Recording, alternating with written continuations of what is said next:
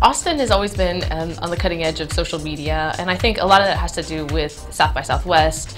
We're also this tech town, and we're a bunch of early adopters. So when Twitter first came out, it was launched at South by Southwest 2007, and by 2008, it seemed like half the town was already on the service. People in Austin really took to this social media world and kind of shot off trying to use it for not just personal reasons, but for companies and for organizations, nonprofits. We just have a lot of Twitter celebrities and people whose businesses are based on work on Facebook and Google Plus and other social networks. So Austin, in addition to the rest of the tech scene, has always been really strong in social media. And so the Social Media Awards sort of came about as a way to recognize the people who are really using it for its highest and best use. And this can be YouTube or Pinterest or Flickr, or, so many things beyond just Twitter and Facebook.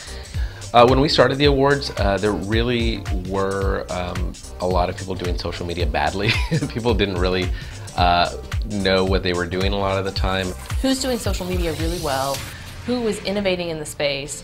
And who are going to be the leaders in the coming years as this entirely new field of communication evolves? Social media isn't just a way to connect with friends and family, although that's very important, but it's also about more and more being a place where you meet people and learn. One of our first winners, Michelle Greer, was someone who not a lot of people knew about, but she was doing amazing things in the community. She was organizing Twitter blood drives and really focusing on women in tech and just doing a lot of great things for the community that I think people just weren't aware of. Right before Formula One came on, we discovered Austin Grand Prix, which was it's this website that they just knocked it out of the park. They knew that Formula One was going to be an international hit, and a year before the race even came to Austin, they were hitting it hard on every single social media channel. Safe Place, which is of course a domestic violence shelter here in Austin, they use social media not only to educate people about the fact that they're there, but also about domestic violence and healthy relationships, which is, I think, a really interesting way to use social media.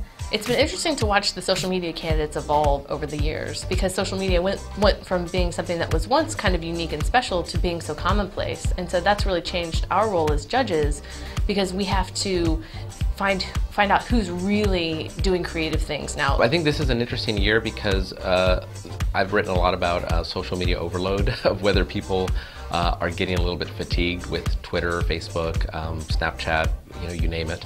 So I think the challenge for organizations now is how do you get people's attention when social media has become so saturated.